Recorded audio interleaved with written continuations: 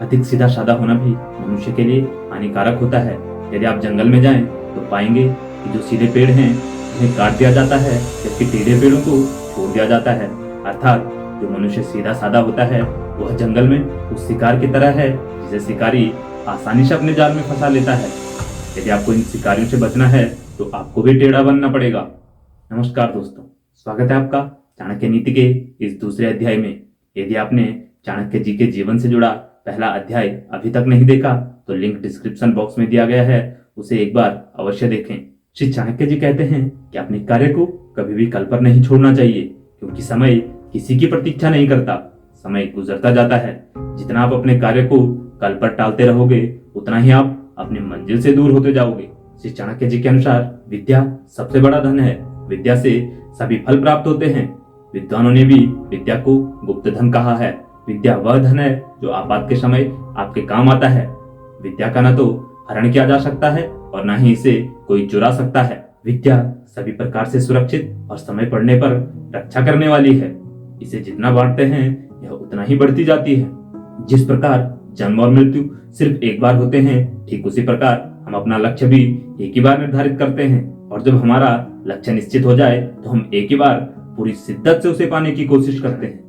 आगे श्री चाणक्य जी कहते हैं कि एक आदर्श पत्नी वही है जो पवित्र और चतुर है, जिस पर पति का प्रेम है और जो अपने पति को संतुष्ट करे। एक आदर्श स्त्री में 4 गुण होने चाहिए: त्याग, शील, लज्जा और कर्म। जो स्त्री व्यर्थ ही इधर उधर घूमती रहती है वह भ्रष्ट होकर नष्ट हो जाती है। आचार्य चाणक्य जी कहते हैं, जिस प्रकार समुद्र में बरसात का होना व्यर्थ है, तृप्त व्यक्ति को भोजन कराना व्यर्थ है, विद्वान को ज्ञान देना व्यर्थ है, धनिक को दान देना व्यर्थ है और दिन में दीपक जलाना व्यर्थ है, ठीक उसी प्रकार बिना लक्ष्य व उद्देश्य के मनुष्य का जीवन व्यर्थ है। अर्थात हमारे जीवन का कोई न कोई उद्देश्य अवश्य होना चाहिए। जिस प्रकार शेर अपने शिकार को कभी नहीं छोड़ता, ठीक उसी प्रकार कोई भी कार्य, चाहे वो छोटा हो या बड़ा, एक बार हाथ में लेने के बाद उसे कभी नहीं छोड़ना चाहिए। उसे पूरी लगन और सामर्थ्य के साथ करना चाहिए। कार्य करते समय कभी भी इन बातों पर ध्यान नहीं देना चाहिए कि कार्य बहुत छोटा है, इसे तो बस हम यूं ही कर लेंगे। यह स्थिति हमारे आलस्य को दर्शाती है।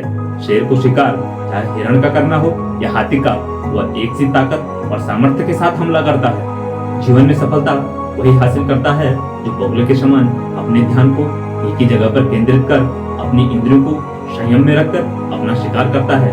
अपने कार्य को करते वक्त हमें अपना सारा ध्यान उसी कार्य पर लगाना चाहिए, तभी हमें सफलता प्राप्त होगी। बगुला वही ध्यान लगाता है जहाँ मछली मिलने की आशा होती है। आगे श्री चाणक्य जी कहते हैं कि पुस्तकों में लिखी विद्या और दूसरों को दिया गया धन कभी भी आवश्यकता के समय हमारे काम नहीं आता। अर्थात पुस्तकों में लिखी विद्या और दूसरों को दिए गए धन पर कभी विश्वास नहीं करना चाहिए। विद्या वही काम आती है जो कंठस्थ हो और धन वही काम आता है जो हमारे पास हो। श्री चाणक्य जी के अनुसार पशु और मनुष्य में समान गुण पाए जाते हैं। जिस प्रकार मनुष्य में भोजन, नींद, डर और संभोग के गुण होते हैं, ठीक यही गुण पशु में भी पाए जाते हैं। किंतु मनुष्य का ज्ञान और उसकी बुद्धि मनुष्य को पशु से भिन्न बनाती है। अर्थात बिना ज्ञान के मनुष्य पशु के समान हो जाता है। यदि आपको चाणक्य जी की ये बातें अच्छी लगी तो वीडियो को लाइक कीजिए और दोस्तों के साथ शेयर कीजिए। इसी तरह के मोटिवेशनल और इंस्पिरेशनल वीडियोस को देखने के लिए चैनल को सब्सक्राइब कीजिए, साथ ही नोटिफिकेशन बेल आइकन को ऑन करके ऑल पर क्लिक कीजिए। मिलते हैं इसी तरह की एक और वीडियो में, तब तक के लिए जय हिंद।